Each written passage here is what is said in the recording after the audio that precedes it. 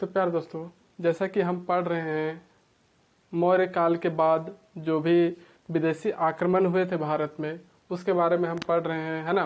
Means that कि foreign invasion in post Mauryan period, है ना। मौर्योत्तर काल में विदेशी आक्रमण जो हुए थे उसके बारे में हम पढ़ रहे हैं। और फर्स्ट हमने डिस्कस किया था इंडो ग्रीक का आक्रमण, है ना, हिंद यूनानियों का आक्रमण। सेकंड में हमने सिथियंस शकों का आक्रमण, उसके बारे में देखा था। और आज हम पढ़ेंगे प्यारे दोस्तों, थर्ड स्टार्ट होगा कौन सा, पर्थियंस यानी कि पल्लव जो हुआ करते थे उनका आक्रमण, है ना। तो नमस्कार मेरे प्यारे दोस्तों, आप सभी का हार्दिक स्वागत है आपके अपने YouTube channel study GS with छोटे लाल में। तो चलिए आज की क्लास देखते हैं, शुरू करते हैं कि ये जो पर्थियंस थे, है ना, जिनको पल्लव कहा जाता था, इनका मूल स्थान क्या था, फारस, मतलब कि ईरान के ये निवासी हुआ करते थे, है ना, फारस के। और इन पर्थियंस वंश का जो अगर बात करें कि प्रथम प्रसिद्ध शासक कौन था, गोंदो फर्निस। कौन, गोंदो फर्निस, जो जिसका कार्यकाल कितना से कितना था, 20 ईस्वी से लेकर 41 ईस्वी तक। और इस गोंदो फर्निस ने जो है अपनी राजधानी किसको बनाया था, तक्षशिला को।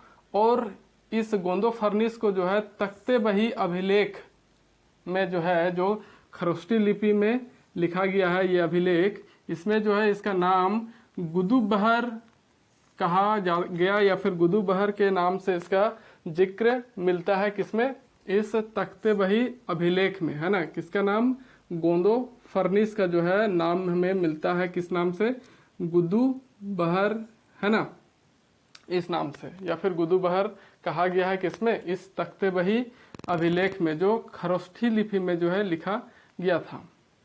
और फारसी में जो है प्यारे दोस्तों, इसे गोंदो फर्निस को फारसी में क्या कहा जाता है, बिंद फर्न कहा जाता है। क्या, बिंद फर्न। तो इस तरह से इसके तीन नाम हमें देखने को मिलते हैं, एक गोंदो फर्निस, गुदुबहर इस तख्ते बही अभिलेख के अनुसार, और फारसी नाम कहे या फिर फारसी में इसे क्या कहा गया, बिंद फर्न। ओके, तो इस तरह से ये तीन नाम इसके हुए गोंदो फर्निस के। और जो सेंट थॉमस, संत थॉमस जो है वो जब भारत आया था, तो इसी के शासनकाल में भारत आया था, गोंदो फर्निस के शासनकाल में। कौन, सेंट थॉमस भारत, है ना, आया था। और किस लिए आया था, ईसाई धर्म का जो है प्रचार प्रसार करने के लिए आया था, है ना। किसके शासनकाल में, इस गोंदो फर्निस के शासन काल में। अगर बात करें कि इस वंश का वास्तविक संस्थापक, है ना, कौन से वंश का, पर्थियंस वंश का अगर बात करें तो वास्तविक संस्थापक जो है किसे माना जाता है, मिथ्रेडेट्स। कौन, मिथ्रेडेट्स प्रथम को जो है, Mithridates first was the real और actual founder of this dynasty, means that Parthians dynasty. Okay, and अगर बात करें कि वर्तमान भारत में प्रवेश करने वाला प्रथम पर्थियंस किसको माना जाता है, पर्थियन शासक माउस को, है ना। वर्तमान भारत में मतलब कि अभी का जो भारत है उसके सीमा में अंदर घुसने वाला जो प्रथम पर्थियन शासक था वो कौन था, माउस। क्या, माउस। एंड इस वंश का जो है अंत प्यारे दोस्तों किसके द्वारा किया गया, कुषाणों के द्वारा किया गया, है ना। ये जो अभी हम पढ़ने वाले कुषाण, इन्हीं के द्वारा जो है इस वंश को नष्ट किया गया या फिर इनको बर्बाद किया गया, पर्थियंस को, पल्लव को, है ना। तो अगर हम बात करें कुषाण की, किसकी, कुषाण, तो ये नेक्स्ट आक्रमणकारी थे, मतलब कि बाहर से आए थे और भारत में आक्रमण किए थे पर्थियंस के बाद कुषाण। तो कुषाणों का जो है मूल स्थान, ओरिजिन कहाँ से था, पश्चिमी चीन से। कहाँ से, पश्चिमी चीन से ये भारत आए थे। और भारत में जो है प्रथम कुषाण शासक जो था वो कौन था, कुजुल। कौन, Kujula was the first Kushan ruler which is ruled in India. Okay, तो कुजुल कड़फिसस प्रथम, क्या नाम था पूरा, कुजुल कड़फिसस प्रथम। और इसी कुजुल कड़फिसस प्रथम ने जो है एक उपाधि धारण किया था, क्या, महाराजाधिराज। महाराजाधिराज के नाम का जो है उपाधि इसने क्या किया था, धारण किया था कुजुल कडफिसस प्रथम ने। और इसी कुजुल कडफिसस ने जो है लागू किया था, इशूड किया था क्या, तांबे के सिक्के, है ना, copper coins issued by Kujula Kadphises first. Okay. और सेकेंड रूलर की बात करें, ये तो भारत में प्रथम शासक बना कुषाणों का, है ना। और द्वितीय शासक की बात करें तो उसका नाम था वीम कडफिसस। क्या, वीम कडफिसस। और सबसे पहले जो है यही वो राजा था, सबसे पहले क्या किया था, सिंधु नदी को पार करके जो है पंजाब और तक्षशिला पर अधिकार किया था। किस पर, पंजाब और तक्षशिला पर अधिकार करने वाला प्रथम कुषाण शासक, है ना, कौन था, ये वीम कडफिसस। क्या, वीम कडफिसस। इसी को जो है इस कुषाण वंश का जो है क्या कहा जाता है, वास्तविक संस्थापक माना जाता है। भारत में कुषाण वंश का क्या माना जाता है, वास्तविक संस्थापक, है ना, क्योंकि ये पहला राजा था जो सिंधु नदी को जो है पार करके भारत आया था और भारत के पंजाब और तक्षशिला को क्या किया था, अपने अधिकार में कर लिया था, कब्जा में कर लिया था। तो बात करें कि इसके बाद जो ये वीम कडफिसस है ना, इसी के शासन काल में इसने क्या किया, इसी के सिक्कों पर जो है, मतलब कि इसने जो अपना सिक्का चलवाया था भारत में अपने शासन काल में, तो इसके सिक्कों पर जो है शिव, नंदी और त्रिशूल की आकृति जो है छपी हुई मिली थी। इन तरह के जो है शिव भगवान के, नंदी के और त्रिशूल के जो है वहां पर आकृति छापा जाता था। किसके सिक्कों में, इस वीम कडफिसस के द्वारा जो चलाए जा रहे थे सिक्के उसमें। तो इस तरह के जो है प्रचलन से यही पता लगाया जा सकता है कि क्या ये कौन से धर्म को मानने वाला था, शैव धर्म का जो है अनुयायी हुआ करता था, मतलब कि शैव धर्म को मानने वाला था। और इसने जो है महेश्वर की उपाधि भी धारण की थी। साथ ही साथ इसने किसकी उपाधि धारण की थी, महेश्वर की जो है उपाधि इसने धारण की हुई थी। और इसी वीम कडफिसस ने जो है क्या किया था, सर्वप्रथम शुद्ध स्वर्ण सिक्कों का जो है प्रचलन करवाया था या फिर शुरू किया था। तो शुद्ध स्वर्ण सिक्के किसके शासन काल में चलाए गए थे, ये वीम कडफिसस के शासन काल में। ओके।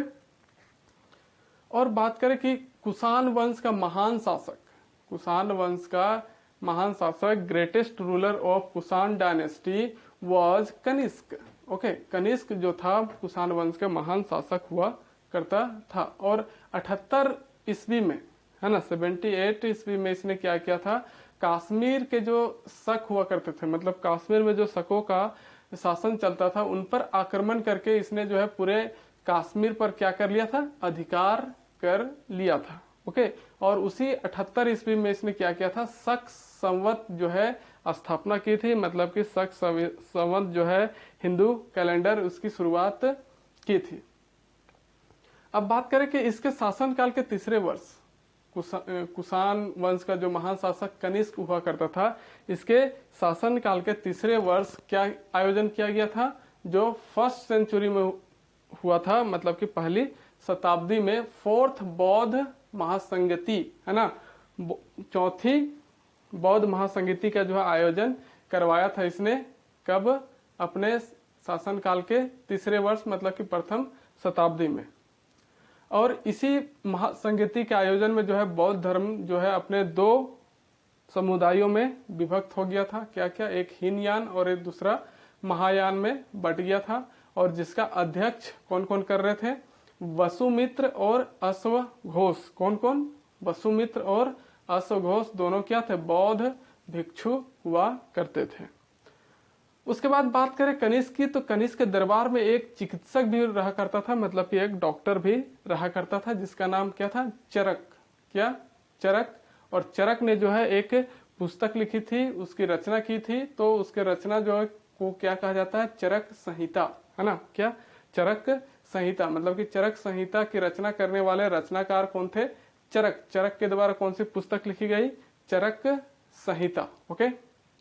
तो अगर बात करें कि कनिष्क की, तो कनिष्क ने जो है अपने शासन काल में 2 राजधानियां बनाया था।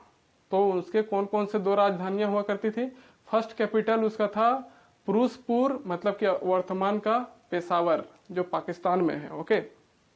तो पाकिस्तान के पेशावर मतलब कि उस टाइम जमाने में क्या नाम था, फिरोजपुर, वो उसका प्रथम राजधानी हुआ करता था। और दूसरा राजधानी उसने बनाया था किसको, मथुरा को। किसको, मथुरा को जो है, Mathura was the second capital of Kanishka. Okay, अब बात करें कि जो कनिष्क का शासन काल था, उसका जो समय था, उसी के समय में जो है मूर्ति कला की भी शुरुआत हुई थी। उसने जो है क्या शुरुआत किया था, मूर्ति कला, मूर्ति बनाने की जो है कला, उसकी शुरुआत की थी, जिसमें दो तरह के क्या पाए जाते थे, मूर्ति शैली बनाने की शैली पाई जाती थी।